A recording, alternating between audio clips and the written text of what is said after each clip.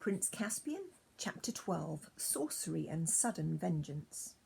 Meanwhile, Trumpkin and the two boys arrived at the dark little stone archway which led into the inside of the mound, and two sentinel badgers, the white patches on their cheeks were all Edmund could see, leapt up with bared teeth and asked them in snarling voices, "Who goes there?" "Trumpkin," said the dwarf, bringing the High King of Narnia out of the far past. The badgers nosed at the boys' hands. "At last," they said, "at last." "Give us a light, friends," said Trumpkin. The badgers found a torch just inside the arch, and Peter lit it and handed it to Trumpkin. "The DLF had better lead," he said. "We don't know our way about this place." Trumpkin took the torch and went ahead into the dark tunnel. It was a cold, black, musty place, with an occasional bat flying in the torchlight and plenty of cobwebs. The boys, who had been mostly in the open air since that morning at the railway station, felt as if they were going into a trap or a prison. "I say, Peter," whispered Edmund, "look at those carvings on the walls.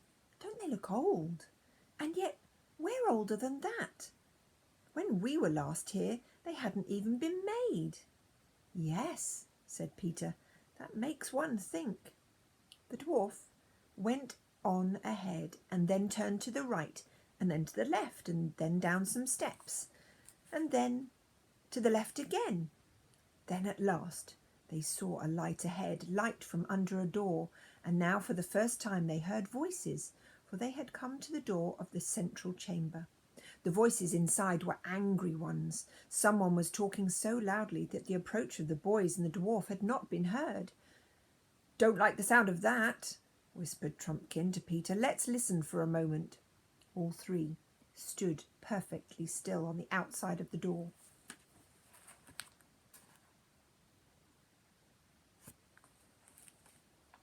"You know well enough," said a voice.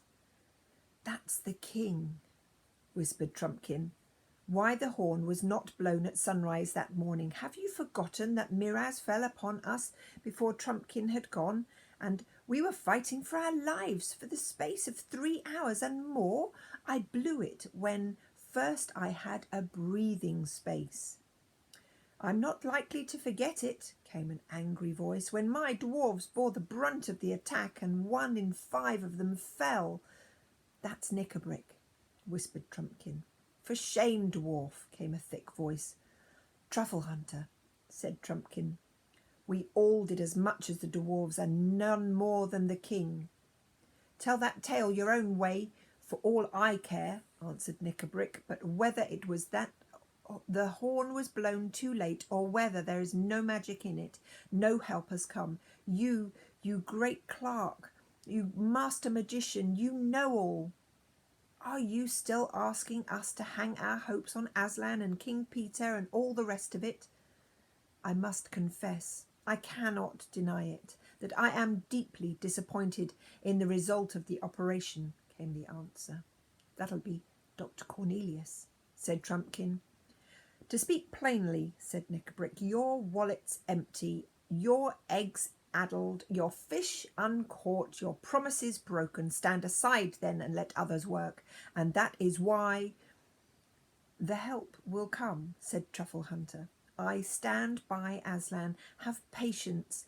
Like us beasts, the help will come. It may even be now at the door." "Pah!" snarled Knickerbrick. "You badgers would have us wait until the sky falls and we can all catch larks.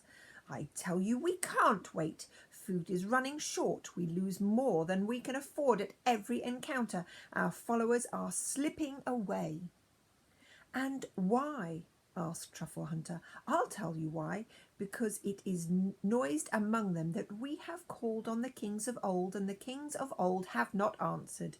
The last words Trumpkin spoke before he went, and went most likely to his death, were, "If you must blow the horn, do not let the army know why you blow it, or what you hope from it." But that same evening everyone seemed to know. "You'd better have You'd better have shoved your grey snout in a hornet's nest, Badger, than suggest that I am the Blab, said Knickerbrick. Take it back, or... Oh, stop it, both of you, said King Caspian. I want to know what it is that Knickerbrick keeps on hinting we should do. But before that, I want to know who those two strangers are whom he has brought into our council, and who stand there with their ears open and their mouths shut. They are friends of mine, said Knickerbrick, and what better right have you yourself to be here than that you are a friend of Trumpkin and the Badgers? And what right has that old dotard in the black gown to be here except that he is a friend of yours? Why am I to be the only one who can't bring in his friends? His Majesty is the king to whom you have sworn allegiance, said Truffle Hunter sternly. Court manners, sneered Knickerbrick, but in this hole we may talk plainly. You know, and he knows, that this Telmarine boy will be king of nowhere and nobody in a week unless we can help him out of the trap in which he sits. Perhaps, said Cornelius, your new friends would like to speak for themselves. You there, who are you? And what are you? Worshipful Master Doctor, came a thin, whining voice. So please you, I am only a poor old woman. I am very obliged to his worshipful dwarfship for his friendship, I'm sure. His Majesty, bless his handsome face, has no need to be afraid of an old woman that's nearly doubled up with the rheumatics and hasn't 2 sticks to put under a kettle. I have some poor skill, and not like yours, Master Doctor, of course, in small spells and cantrips, that I'd be glad to use against our enemies if it was agreeable to all concerned, for I hate them. Oh yes, no one hates better than me. That is all most interesting and satisfactory, said Dr. Cornelius. I think I now know what you are. Madam, perhaps your other friend, Knickerbrick, would give some account of himself. A dull grey voice, at which Peter's flesh crept, replied, I'm hunger, I'm thirst, where I bite I hold till I die, and even after death they must cut out my mouthful from my enemy's body and bury it with me. I can fast 100 years and not die. I can lie 100 nights on the ice and not freeze. I can drink a river of blood and not burst. Show me your enemies. And it is in the presence of these two that you wish to disclose your plan? Said Caspian. Yes, said Knickerbrick, and by their help that I mean to execute it. There was a minute or two during which Trumpkin and the boys could hear Caspian and his 2 friends speaking in low voices, but could not make out what they were saying. Then Caspian spoke aloud. Well, Knickerbrick, he said, we will hear your plan. There was a pause so long that the boys began to wonder if Knickerbrick was ever going to begin. When he did, it was in a lower voice, as if he himself did not much like what he was saying. All said and done, he muttered. None of us knows the truth about the ancient days in Narnia. Trumpkin believed none of the stories. I was ready to put them to the trial. We tried first the horn and it failed. If there ever was a High King Peter and a Queen Susan and King Edmund and Queen Lucy, then either they have not heard us, or they cannot come, or they are our enemies. Or they are on the way, put in Truffle Hunter. You can go on saying that till Miraz has fed us all to his dogs. As I was saying, we have tried one link in the chain of old legends, and it has done us no good. Well, but when your sword breaks, you draw your dagger. The stories tell of other powers besides the ancient kings and queens. How if we could call them up? If you mean Aslan, said Truffle Hunter, it's all one calling on him and on the kings. They were his servants. If he will not send them, but I make no doubt he will, is he more likely to come here himself? No, you're right there, said Knickerbrick. Aslan and the kings go together. Either Aslan is dead, or he is not on our side, or else something stronger than himself keeps him back. And if he did not come, how do we know he'd be our friend? He was not always a good friend to dwarves, by all that's told. Not even to all the beasts. Ask the wolves. And anyway, he was in Narnia only once that I ever heard of, and he didn't stay long. You may drop Aslan out of the reckoning. I was thinking of someone else. There was no answer, and for a few minutes it was so still that Edmund could hear the wheezy and snuffling breath of the badger. What do you mean? Said Caspian at last. I mean a power so much greater than Aslan that it is held in Narnia spellbound for years and years, if the stories are true. The White Witch! Cried three voices all at once, and from the noise Peter guessed that three people had leapt to their feet. Yes, said Knickerbrick, very slowly and distinctly. I mean the witch. Sit down again. Don't take fright at the name as if you were children. We want power, and we want a power that will be on our side. As for power, do not the stories say that the witch defeated Aslan and bound him and killed him on that very stone which is over there, just beyond the light? But they also say that he came to life again, said the badger sharply. Yes, they say, answered Knickerbrick, but you'll notice that we hear precious little about anything he did afterwards. He just fades out of the story. How do you explain that? If he really came to life, isn't it much more likely that he didn't, and that the stories say nothing more about him because there was nothing more to say? He established the kings and queens, said Caspian. A king who has just won a great battle can usually establish himself without the help of a performing lion, said Knickerbrick. There was a fierce growl, probably from Truffle Hunter. And anyway, Knickerbrick continued, what came of the kings and their reign? They faded too, but it's very different from the witch. They say she ruled for 100 years. 100 years of winter. There's power. If you like, there's something practical. But heaven and earth, said the king, haven't we always been told that she was the worst enemy of all? Wasn't she a tyrant 10 times worse than Miraz? Perhaps, said Knickerbrick in a cold voice. Perhaps she was for you humans. If there were any of you in those days, perhaps she was for some of the beasts. She stamped out the beavers, I dare say. At least there are none of them in Narnia now. But she got on the right side with us dwarves. I'm a dwarf, and I stand by my own people. We're not afraid of the witch. But you've joined with us, said Truffle Hunter. Yes, and a lot of good that's done my people so far, snapped Knickerbrick. Who is sent on all the dangerous raids? The dwarfs. Who goes short when the rations fall? The dwarfs. Who? Lies, all lies, said the badger. And so, said Knickerbrick, whose voice now rose to a scream, if you can't help my people, I'll go to someone who can. Is this open treason, dwarf? Asked the king.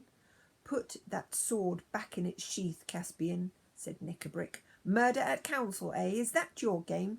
Don't be fool enough to try it. Do you think I'm afraid of you? There's 3 on my side and 3 on yours. Come on then, snarled Truffle Hunter, but he was immediately interrupted. Stop, stop, stop, said Dr. Cornelius. You go on too fast. The witch is dead. All these stories agree on that. What does Knickerbrick mean by calling on the witch? That grey and terrible voice, which had only spoken once before, said, Oh, is she? And then the shrill whining voice began. Oh, bless his heart, his dear little Majesty needn't mind about the White Lady. That's what we call her, being dead. The worshipful Master Doctor is only making game of a poor old woman like me when he says that. Sweet Master Doctor, learned Master Doctor. Who ever heard of a witch that really died? You can always get them back. Call her up, said the grey voice. We are all ready. Draw the circle. Prepare the blue flame. Above the steady growl of the badger and Cornelius's sharp "What?" rose the voice of King Caspian like thunder. So that is your plan, Knickerbrick. Black sorcery and the calling up of an accursed ghost, and I see who your companions are, a hag and a werewolf. The next minute or so was so very confused. There was an animal roaring, a clash of steel. The boys and Trumpkin rushed in. Peter had a glimpse of a horrible grey, gaunt creature, half man and half wolf, in every act of leaping upon a boy about his own age, and Edmund saw a badger and a dwarf rolling on the floor in a sort of cat fight. Trumpkin found himself face to face with the hag. Her nose and chin stuck out like a pair of nutcrackers. Her dirty grey hair was flying about her face, and she had just got Dr. Cornelius by the throat. At one slash of Trumpkin's sword, her head rolled on the floor. Then the light was knocked over, and it was all swords, teeth, claws, fists, and boots for about 60 seconds, and then silence.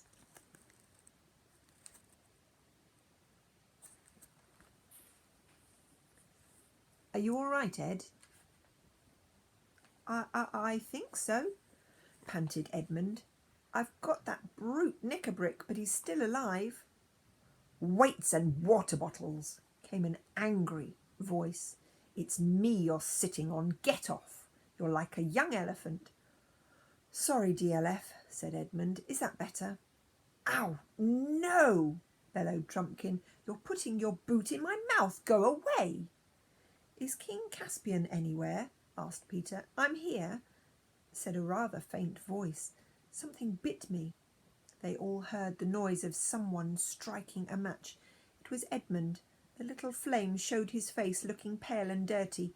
He blundered about for a while, found the candle. They were no longer using the lamp, for they had run out of oil. Set it on the table and lit it. When the flame rose clear, several people scrambled to their feet. 6 faces blinked at one another in the candlelight. We don't seem to have any enemies left, said Peter. There's the hag, dead. He turned his eyes quickly away from her. And Knickerbrick, dead too. And I suppose this thing is a werewolf. It's so long since I've seen one. Wolf's head and man's body. That means he was just turning from a man into a wolf at the moment he was killed.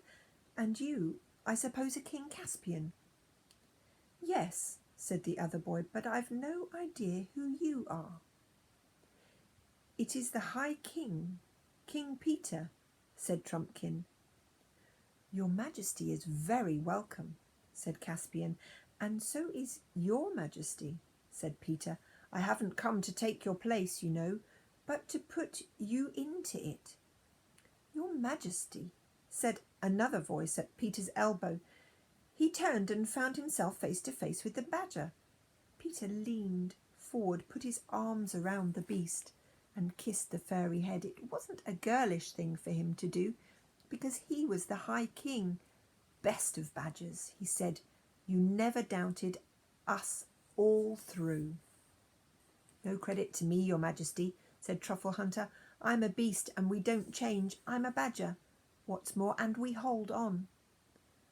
I'm sorry for Knickerbrick, said Caspian. Though he hated me from the first moment he saw me, he had gone sour inside from long suffering and hating. If we had won quickly, he might have become a good dwarf in the days of peace. I don't know which of us killed him. I'm glad of that. You're bleeding, said Peter. Yes, I'm bitten, said Caspian.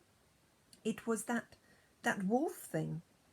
Cleaning and bandaging the wound took a long time, and when it was done, Trumpkin said, Now, before everything else, we want some breakfast. But not here, said Peter. No, said Caspian with a shudder, and we must send someone to take these bodies away. Let the vermin be flung into a pit, said Peter, but the dwarf will give to his people to be buried in their own fashion. They breakfasted at last in another of the dark cellars of Aslan's How. It was not such a breakfast as they would have chosen, for Caspian and Cornelius were thinking of venison pasties, and Peter and Edmund of buttered eggs and hot coffee. But what everyone got was a little bit of cold bear meat out of the boys' pockets, a lump of hard cheese, an onion, and a mug of water. But from the way they fell to it, anyone would have supposed it was delicious. And that's the end of the chapter.